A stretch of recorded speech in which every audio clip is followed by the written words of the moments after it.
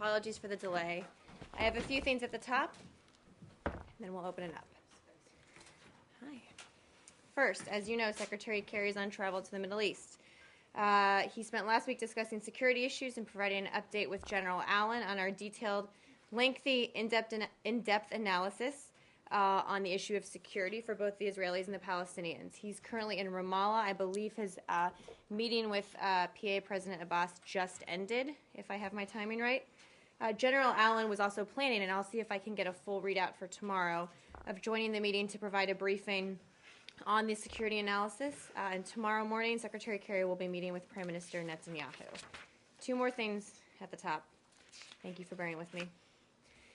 The second, the United States welcomes today's declarations by the government of the Democratic Republic of the Congo and the M23 rebel group, as well as the joint declaration by the Ugandan president on behalf of the International Conference on the Great Lakes region and the Malawi president on behalf of the South African Development Community. These declarations mark the successful conclusion of the 12-month-long Kampala dialogue and represent a strong step forward for peace in eastern DRC.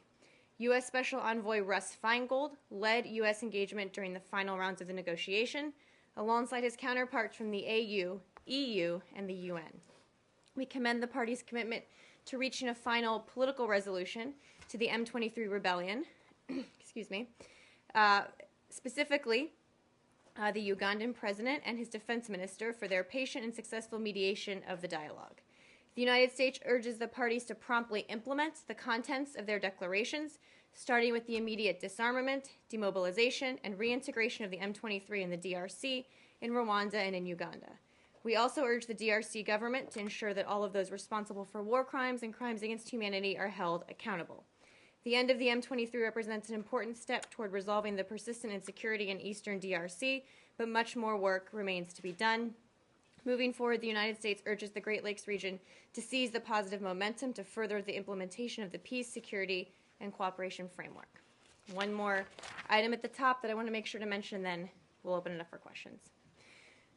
We commend the Annenberg Foundation, I think which many of you are familiar with, for helping to preserve Native American heritage by purchasing sacred Native American objects from a French auction house on December 9th, with the intention of returning the objects to the Hopi and San Carlos Apache tribes.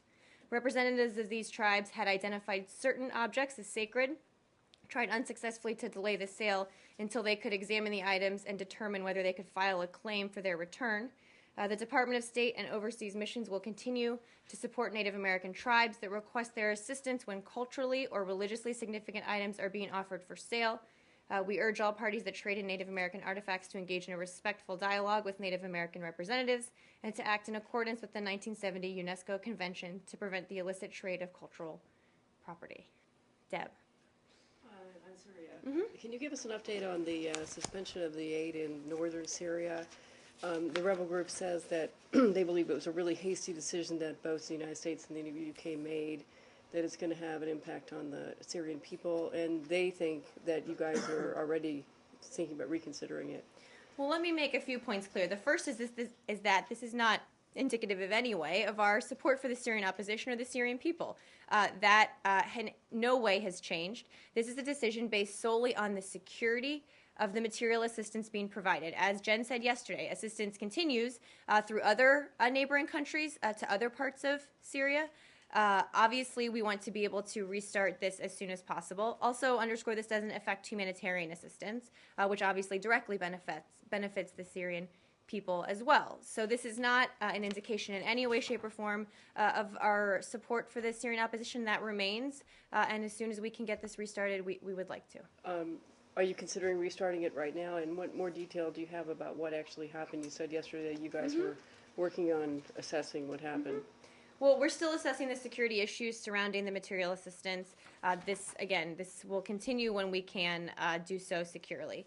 I know there have been a couple of questions about exactly what happened. We're still gathering the facts from our team on the ground. We're not in a position yet to give a definitive account of what happened, but I'll make a few points because I think there's been some confusion.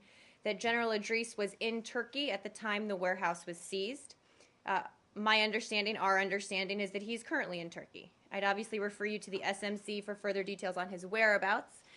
They can certainly speak for that. but I wanted to clear up some of the confusion surrounding that issue.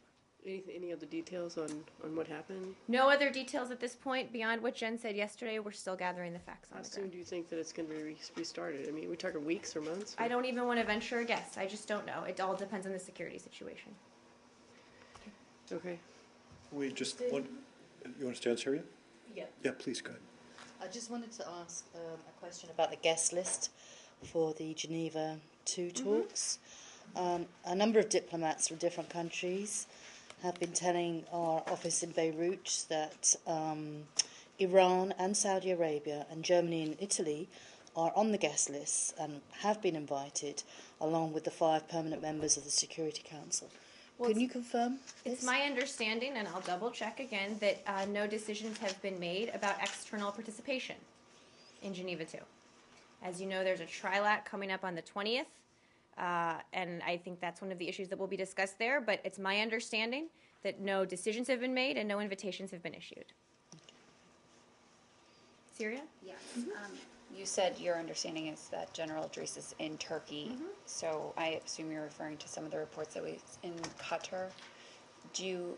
Is that correct? And was he at any time there, or I is think it he your may have been understand- in Doha for, again, I leave it to the SMC to outline his movements. That is my understanding, yes, but it's our understanding that he's currently in Turkey. At some point in the recent past. And he was where, he was in Turkey at the time. when the warehouse was seized. Okay. It's my understanding in the middle, in between, after. But again, I would refer you to his folks to outline his movements. I can't speak. Have for you him. talked to him?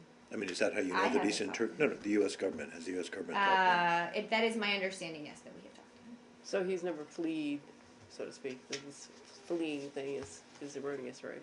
It's our understanding, again, we've spoken to him, that he was in Turkey at the time the warehouse was seized, yes. The leader of the Iranian Revolutionary Guard, he made a provocative statement that Iran will not stop its support to the regime in Syria because Syria is the front line for Iran. Will you still accept the invitation of Iran to the G2 with such provocation statements? Well, again, we've been clear that participants in Geneva II need to publicly endorse the Geneva I communique. That hasn't changed, and I haven't heard Iran do that yet. We've also been very clear about the destabilizing and problematic nature of Iran's activities in Syria. We've been very clear about that, and that hasn't changed. I haven't seen those comments specifically, but I think we've made our position very clear that Iran needs to stop doing what it's doing in Syria, and we'll continue making that point. Anything else on Syria? Okay, let's move on. Palestinian for a second? Yeah. Forgive me, I didn't quite hear it right. Did you say that General Allen did or did not participate It's my understanding that he was scheduled to. I just want to confirm that he actually did, but he was supposed to be in the... in the Ramallah meetings? Okay, Yeah. great. Ukraine, can you provide any greater clarity than Jen was able to yesterday about the kinds of sanctions that you have on the table? No. Again, that's one tool in the toolbox that we are considering, but I don't want to get farther down a path that we're not, haven't gone farther on, and I just don't have any more details. But it's certainly something that's on the table. Can I ask also on Ukraine?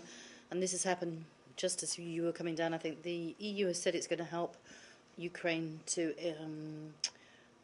obtain an IMF loan, which I think they believe would sweeten the deal towards signing an association agreement with the European Union. Where would the United States stand on that, given that the United States does have quite a lot of influence within the IMF? Specifically on whether the EU... No, on whether the United States would support... the IMF providing this loan? Yeah, exactly. I don't know the answer to that. I'm happy to check in with our folks and see where we would stand on that issue. I just don't know. Can I jump back to the race Yeah, piece of quickly? course. Over the last weekend, President Obama said that he would tolerate a peace accord that, quote, was initially restricted to the West Bank. And I know Secretary Kerry has repeatedly said that all final status issues are on the table. They want a final status peace agreement is an agreement that is initially restricted just to the West Bank a final status agreement? Well, let's be clear here. I think what everybody's been referring to, there's been a couple comments people are picking up on and saying, might this be some sort of interim deal?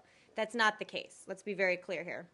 We're not seeking an interim deal, or any framework being discussed right now does not represent an interim deal. Obviously, we've talked about what different pieces of the final status agreement might look like. I think what the President and what Secretary Kerry were referring to is a framework for a final status agreement. This is all within the context of these negotiations and would serve as principles to guide the negotiations. Nobody's talking about an interim agreement. I know there have been a lot of comments people have tried to look at and see if that's maybe what we were saying, and it's just not. Okay. So we still have the same goal at the end of this process, having a final status agreement that addresses all of the issues that are part of this negotiation. With Gaza signed on to that. With all of the issues. Okay. I'm not going to further delineate what that means, but let's just say with all of the issues. Yep. That it may simply only be possible to reach an agreement with the Palestinian Authority regarding the West Bank, which is what they control. Well, I'm not going to sort of venture analysis about what's possible and what's not. Our goal is the same, and that's what we're working towards. At the end of this process, a final status agreement that addresses all of the issues. East Asia? So South Korea, the South Korean government announced that it was reversing its decision on not allowing airliners to file flight plans to fly through the Chinese Air Defense Identification Zone.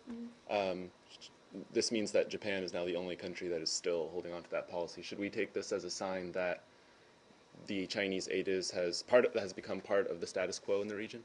Well, our position hasn't changed, that we don't recognize it and don't believe it should be implemented. So since we talked about this a lot last week, nothing's changed on that front.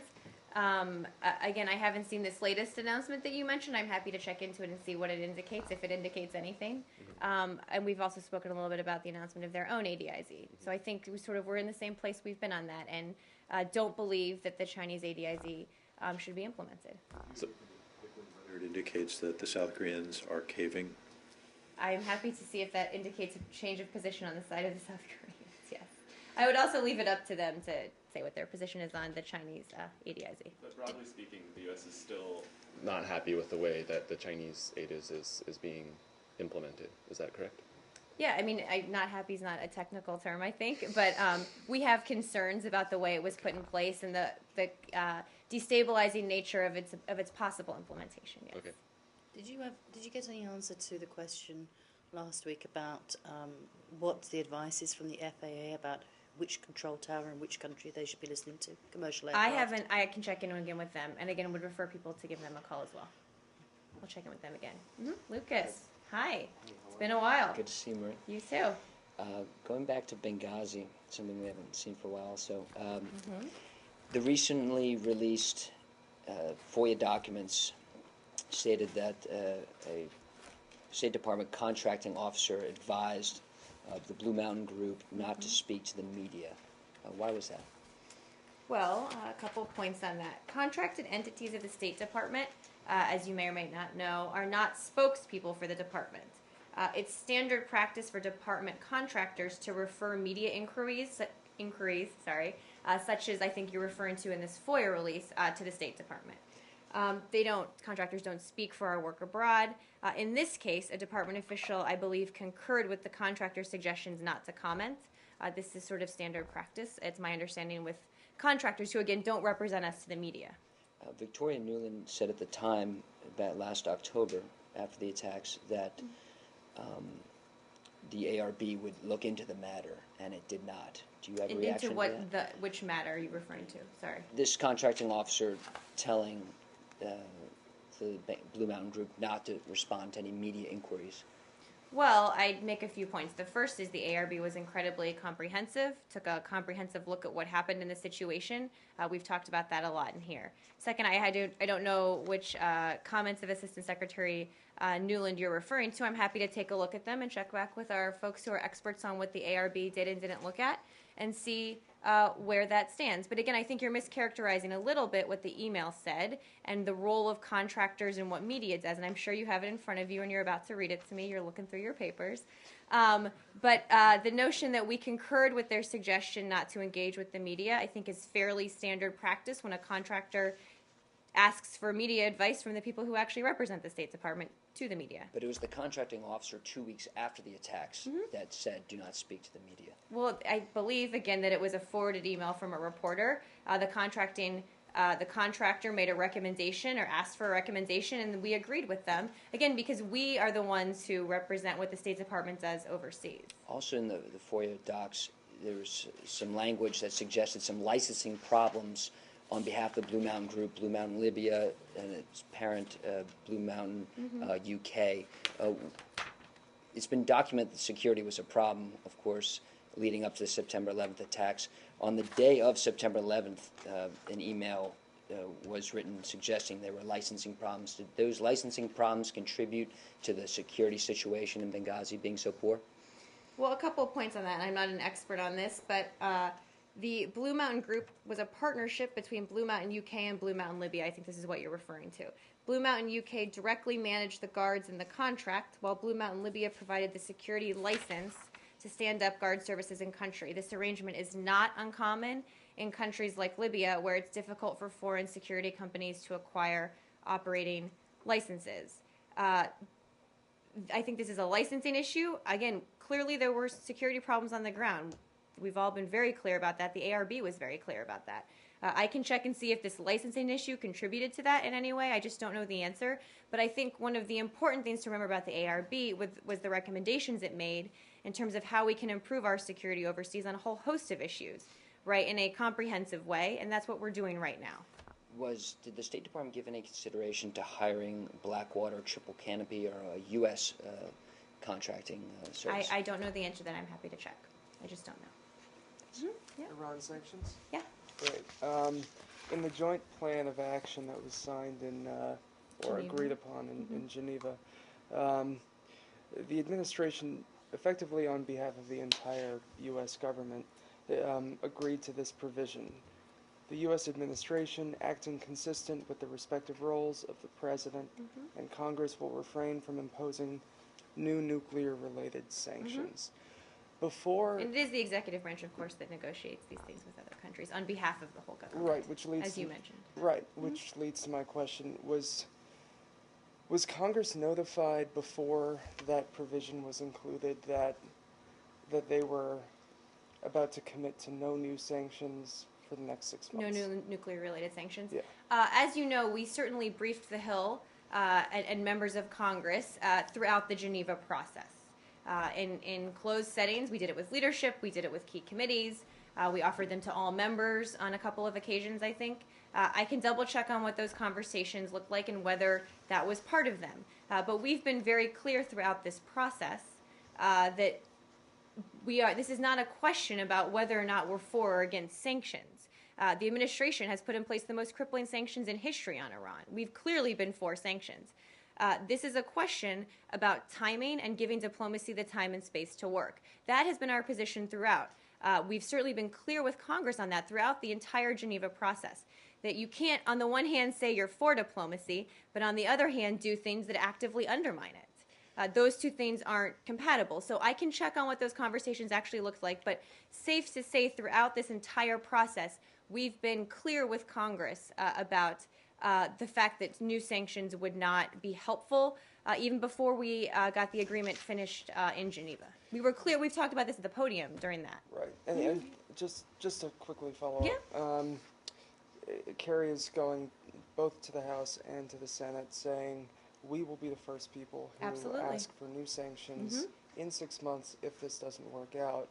What's the difference between the qualitative difference between that and the Senate saying we have sanctions at the ready if in 6 months there is no comprehensive We're happy for them agreement? to say we have them at the ready, and they could pass them in 24 hours in 6 months if they wanted to. What we don't want them to do is pass them now, even with the trigger. That is taking action.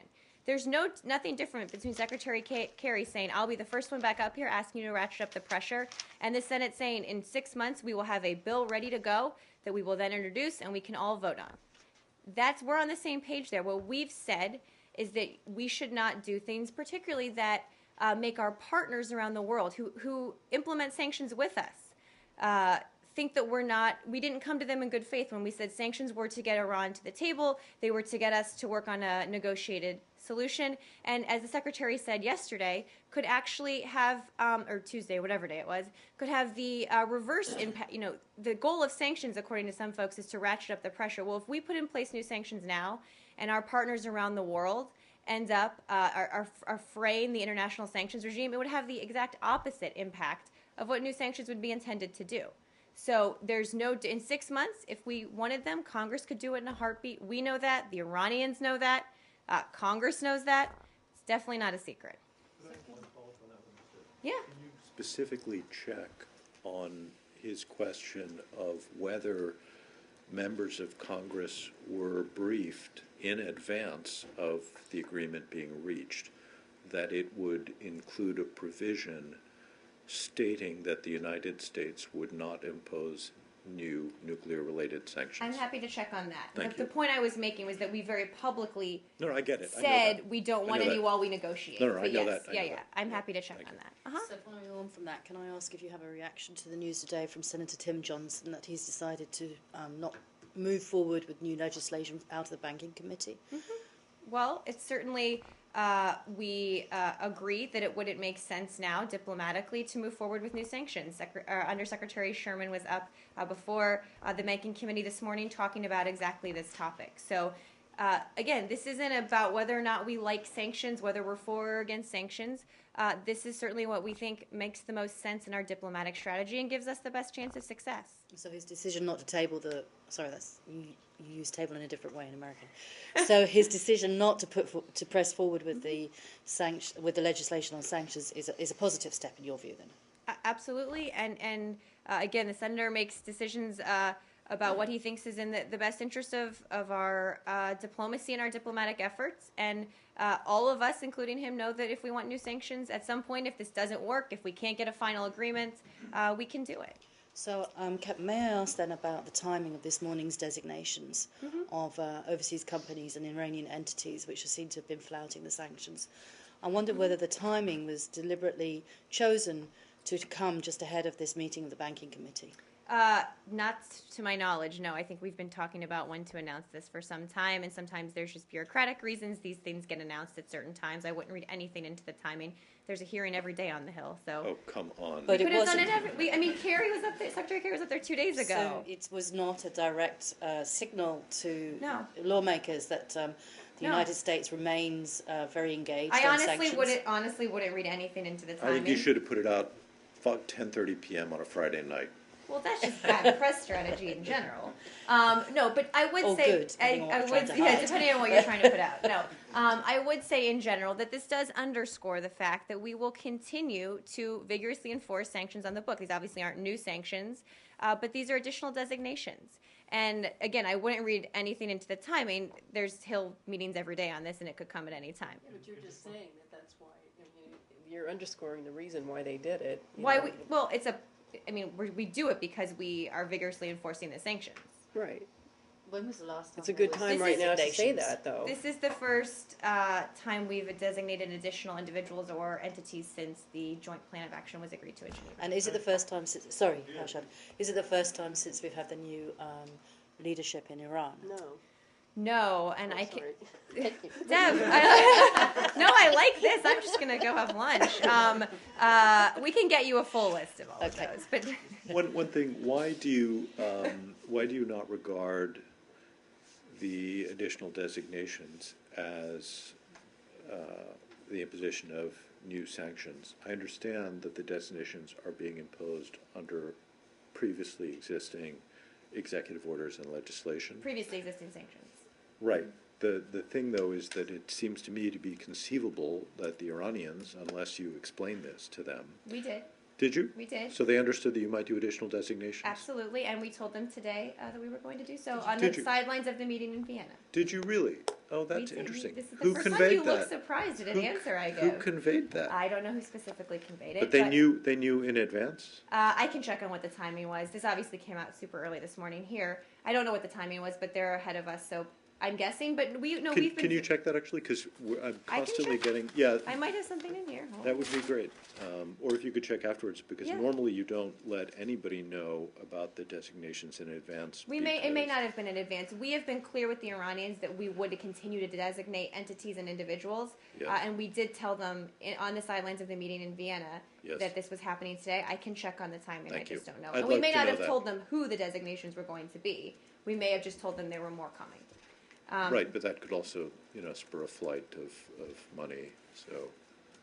Again, I can check on the timing. Thank I you. honestly don't Thank know, you. but I I'd do like to know know. that we did tell them, and that thank we you. have the discussion with them, and we've been very clear about Okay, that all along. great, good. Just to clarify on that point, during the actual negotiations for the joint plan action, did you give them a heads up that there could be additional designations?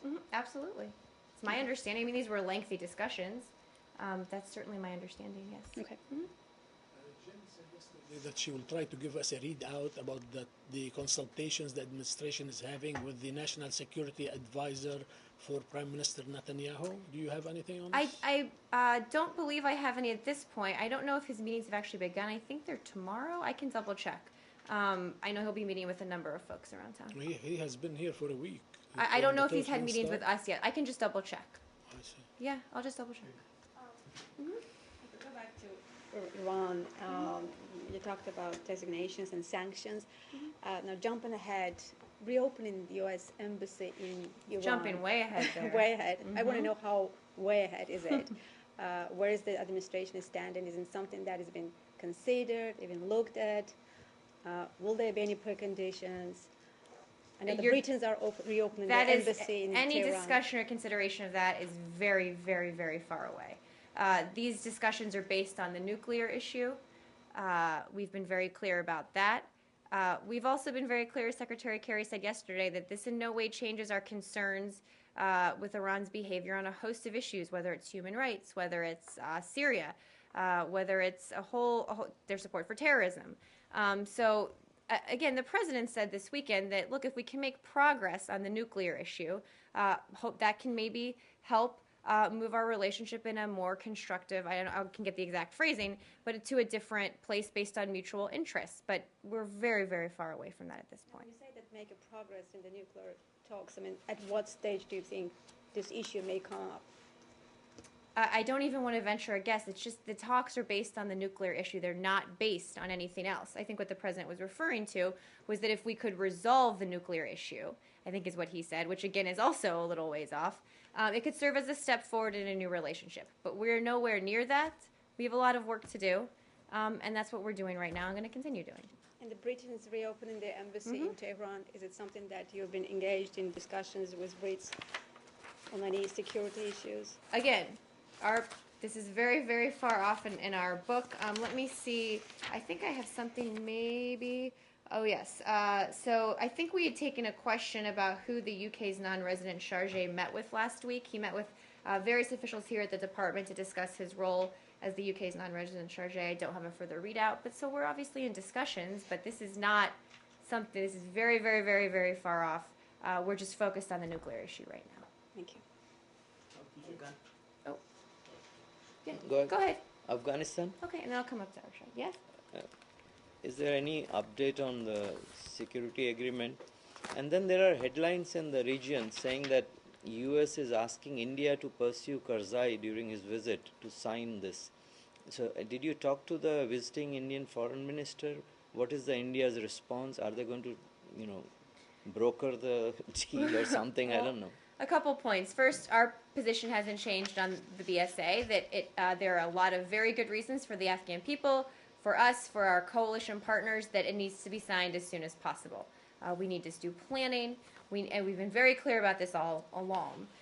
In terms of India's role, as we've noted many times before, we support the role India has played in Afghanistan.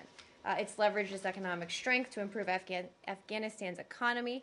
It's committed, I think, more than $2 billion in development assistance and billions more in private sector investment in projects that will help the Afghan people. So clearly we think it's important for Afghanistan to have important relationships and strong relationships in the region. In terms of the meetings we had with our Indian counterparts, let me just see what I have on that.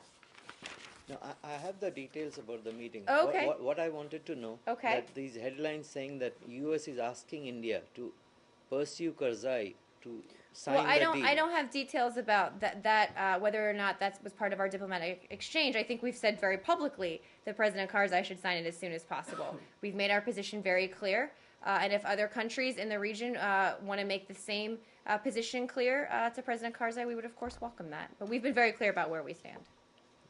Yep. Mm-hmm. The Egyptian police fired tear gas and water cannon excuse me, on protesters near the Egyptian Defense Ministry today. Any comment on that? Yes, and thank you for the question. These steps that you mentioned don't match the government's stated commitment to protecting the Egyptian people's fundamental freedoms and universal human rights. The government has a responsibility to protect universal human rights and the fundamental freedoms, including the ability to nonviolently protest. This kind of action just doesn't help move the process forward. We certainly share the concerns with civil society representatives inside Egypt and many in the international community that the demonstrations law, I think this is part of what we've talked about here, is restrictive and does not meet international standards. It's obviously something that's very important to us. And is it so important to you that it will factor into your determination on whether to resume the flow of some of the assistance that has been suspended? Mm-hmm. I think, quite honestly, it's safe to say that all of these issues are going to factor into that decision. How the interim government acts, how it moves forward with the process, how it treats nonviolent protesters, absolutely all of that will play into the decision, as it did in the decision to suspend some aid. Mm-hmm. Can you tell us why Secretary Kerry decided to intervene in this case, a scheduled execution case in Texas? Mm-hmm. And what is it going to mean for relations between the two countries? Yes, and this is a complicated one, so thank you for the question. This is the case of a Mexican citizen that is scheduled to be executed in Texas. And the Secretary in September on the 16th wrote a letter to the governor of Texas, Governor Perry, that made a few points. And let me just do a couple of these. There's been a lot of media attention on this, and I know we're not all familiar with it, so let me make a few points. The Secretary made a few things clear, that he doesn't have any reason to doubt the facts of the conviction, and as a former prosecutor, of course, I'm reading from his letter, has no sympathy for anyone who would murder police officers. But there are important process issues here that we care very deeply about. There's really two of them, and let me just go through that. The U.S. Compliance with obligations is, and here we're talking about consular access for foreign citizens before trials, is critical to our ability to ensure consular access and protection for our own citizens. This is something the Secretary was very clear about, that how can we go around the world and ask other countries to give our folks consular access if they're in prison, if we don't do the same thing here. There's no dispute in this case that Mr. Tamayo was not afforded consular notification and access in accordance with the Vienna Convention on Consular Relations, something that, again, we care very deeply about.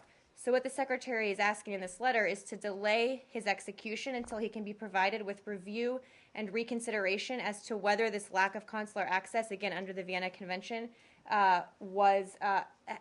prejudiced the outcome of the case.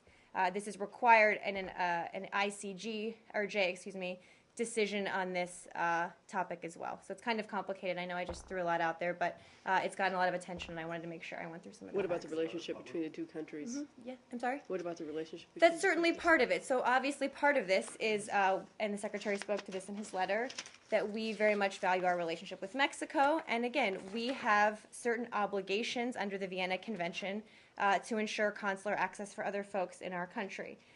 We can't go around the world to countries like Mexico or elsewhere and ask for consular access if we don't do the same thing. The Secretary, again, in his letter, which I'm happy to make public, and I think some folks might already have it, that compliance sends a strong message that the United States takes seriously its obligations under the VCCR. And it's important, I would say also, for people around the world to see the U.S. judicial process as fair. And I think we talk a lot all around the world about fair judicial processes, and so we have an obligation to uphold on our end those same processes. Any comment on the the chief of the Thai Armed Forces unwillingness to meet with the head of the protesters? I don't know if I have anything specifically on that. Let me see what I have on Thailand. Obviously, we're following the situation closely. We believe that all parties should work together to resolve differences in peaceful ways that strengthen their democracy and rule of law. And I said this a bunch of times in here, but obviously as longtime friends of Thailand, support the Thai nation, support the Thai people during this period. And follow up on that? Yeah. Do you think it was a smart decision to charge the former Prime Minister Appisit for murder, given the political tensions in Thailand? And you have, I asked the question a few days ago, but are you completely confident that the Thai military would not stage any coup d'etat in Thailand, given the fact that they did it many times in the past? Well, it's really up to the Thai people and their own, again, legal processes to determine how to deal with the issue of accountability for past political violence. I think that's what you're referring to with this question. And we'll leave it up to them to make those decisions. Back to Benghazi for a second. Back to Benghazi, Lucas. Yes. Do you see a conflict that the same contracting officer, whose name was Jan Vicentainer, do you see a conflict that the same officer who told Blue Mountain not to speak to the media is the same gentleman who chose not to intervene when there was a dispute among the security folks from the UK and Benghazi? I honestly just don't know the facts of the situation you laid out to me. I'm happy to take it and see if I have anything else on this. Thank you. Because on July 10th, in an email, he called the performance of Blue Mountain and the security situation satisfactory. And so again, you're cherry picking things that I just don't have in front of me. I'm not familiar with, so I'm happy to look into it. As I said, broadly speaking, this is not unusual for a relationship with a contracting company in terms of media requests. It's just not an unusual setup. Right, but just when he's, real quick, just last one. When he sees a issue with a license in the security situation and he chooses not to intervene in the dispute, yet then, weeks later, tells them not to speak to the media. Do you see a conflict of interest in that? I understand the question. I'm just not familiar with it. And I would also say that I don't think any of us have shown, at least myself or folks, an unwillingness to talk to the media about this issue over the last year and a half. So I would underscore that point. But this came 2 weeks after the I understand, and we talked about it a lot at the time, too. So let me just check on that specific. Just a small factual thing on that. Yeah. It seemed to me that at one point you said that the State Department concurred with the recommendation of the company not to talk to the press. That's my understanding of one of the emails he's referring to. And then, but at another point, I thought you said something slightly different. So I just want to, for the factual record, just to establish whether you were concurring with what they suggested or whether they said, hey, should we talk to them? And you said... I'm happy to look at the exact email exchange that was released under the freedom. I'm just not as familiar with it, but yes, in the back. Colombia. Uh-huh. Does the State Department support the statements by Mr. Kevin Whitaker at the Senate confirmation hearing yesterday in reference to peace process in Colombia and sanctions to mayors of Bogotá, Gustavo Petro? I am not familiar with the comments you're referring to. I have no reason not to stand by comments a nominee makes in a hearing, but let me just I don't know what you're referring to. But I don't know the comments you're referring to. I'm happy to look at them and see if I have a comment further. I'm happy to take it as a question and see if I have a response. I honestly just I'm not familiar with it. I don't want to comment on something I haven't seen. Bangladesh? Anadolu Agency, by the way. Bangladesh executed an Islamist opposition leader, Abdul Qadir Mullah, for war crimes he committed in 1971. And his party says that the death sentence was politically motivated. And there are some reports that the clashes, taking place in the streets of that country. How do you see this death sentence, or would you comment on? Well, we are aware that this execution took place on Thursday, and I think would underscore a few points, that now is a very sensitive moment in Bangladesh, and that we strongly urge all parties to exercise restraint, to refrain from violence. I think that's a very key point, and express their views peacefully. We've long urged the authorities to assure that trials are free, transparent, and in accordance with international standards. But we've also urged all parties and their supporters to express their views peacefully and, again, to refrain from violence. That's really what we want to see here going forward. On Iraq? Secretary Kerry said at yesterday's hearing that Iran can't have heavy water reactor, and Iraq is not acceptable from viewpoint of United States. So, did he mean that Iran will have to abandon the Iraq reactor under construction? Well, let's tease that out a little bit. It's a little more complicated than that. Iraq cannot come online, cannot be used to advance Iran towards a nuclear weapon. That's why in the Joint Plan of Action there's a number of things about Iraq that are in that plan. Whether it talks about no additional testing, can't fuel the reactor, it can't, all that's in the Joint Plan of Action. Look, if they build a wall or a road, that's not advancing their nuclear program. What we've said is that at the end of this, they cannot be left with anything that could advance them towards a nuclear weapon. And so in terms of Iraq, which is, as you said, a heavy water reactor, it could be used on the plutonium track. Is there a civilian peaceful use for that? I'm not a nuclear expert, but I don't think so, right? So that's what we'll be negotiating in the final agreement, is whether there has to be some destruction of, facilities, if we actually have to raise some things to the ground, what that will look like at each of the facilities going forward. But again, if they build a road, that's not advancing their nuclear weapons program, right? So these are conversations that are ongoing, but we are very clear that they cannot use Iraq through the plutonium track to advance towards a nuclear weapon. That's unacceptable. The government of Japan yesterday unveiled its new defense guidelines, which bolsters the Japanese military presence in areas around the East China Sea, and also cultivates a kind of patriotism or a love of country in educational institutions. But does the State Department have any comment? Well, it's my understanding that they haven't actually released it yet. They're preparing to release draft. it. Yeah, so it was given an early peek to reporters. An early peek to reporters. Yeah. We never do anything like that. It's again understand it's in draft. Look forward to its release. We of course remain committed to our deep and long-standing alliance with Japan. And welcome steps to increase our alliance capabilities. We consult regularly with the Japanese government on our respective forces' roles, on their missions, on their capabilities, to ensure that our alliance is always ready to carry out its mission and to maintain peace and security in the region. So no concern as of yet on what effect this might have on the tensions in the region and the security situation? I'll take a look at it and talk to our team, but we look forward to its release, and if we have more comment, I'm happy to share. Okay. Senate Foreign Relations Committee hearings on nominations were postponed today. At the 11th hour. My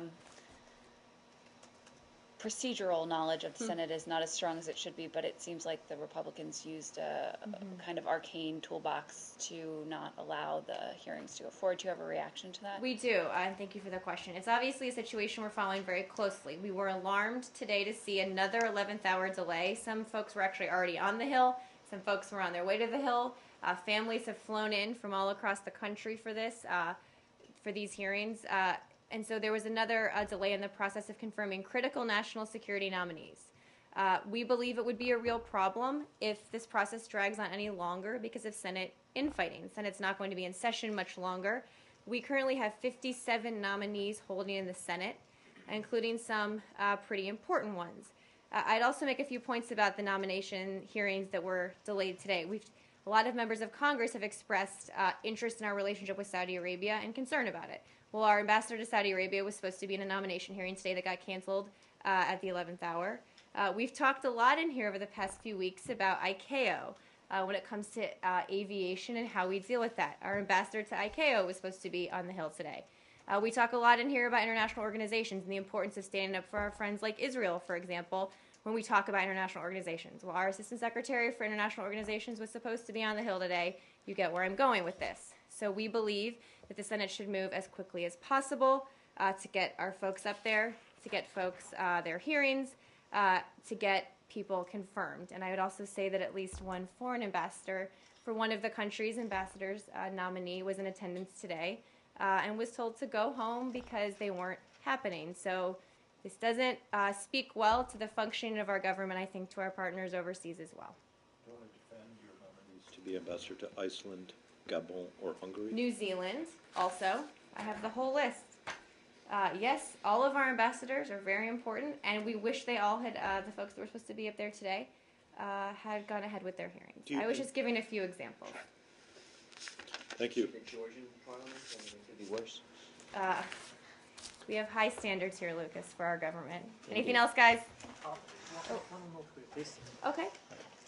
After the ouster of Kim Jong-un's uncle, Jang Song-taek, there's coming reports that high officials are being purged or asking for asylum to flee because of the relationship with Uncle Jang.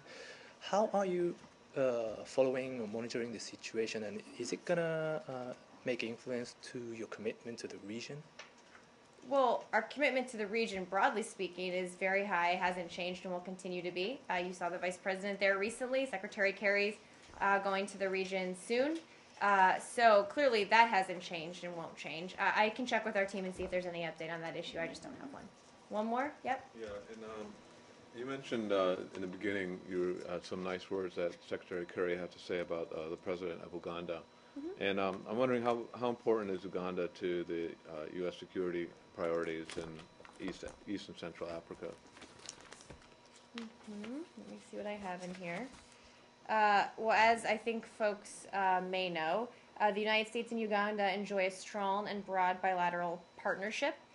We work to promote good governance, human rights, and the institutionalization of multi-party democracy for the people of Uganda. We also work with our Ugandan partners to strengthen regional stability. This is exactly what I was referring to at the top.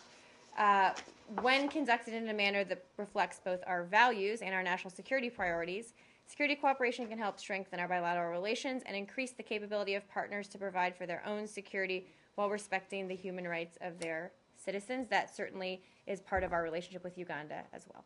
So what specifically is the State Department doing to improve human rights and the political situation there? Well, we emphasize regularly directly with the Ugandan government the need to strengthen its democratic institutions. We continue to urge the Ugandan government to follow proper judicial and law enforcement procedures, to support an active and vibrant civil society, and to not use law enforcement to suppress lawful assembly. We also work with our Ugandan partners to address health threats, including malaria, HIV/AIDS, and development issues like food security. So we work together on a broad range of issues. Is the State Department concerned that a shift to democracy there, real democracy there, would threaten Uganda's support for U.S. security priorities in the region there? I think we've been very clear, and I just said that we want to help them institutionalize multi-party democracy. I was just very clear that we work to promote that there. Okay. Thank you.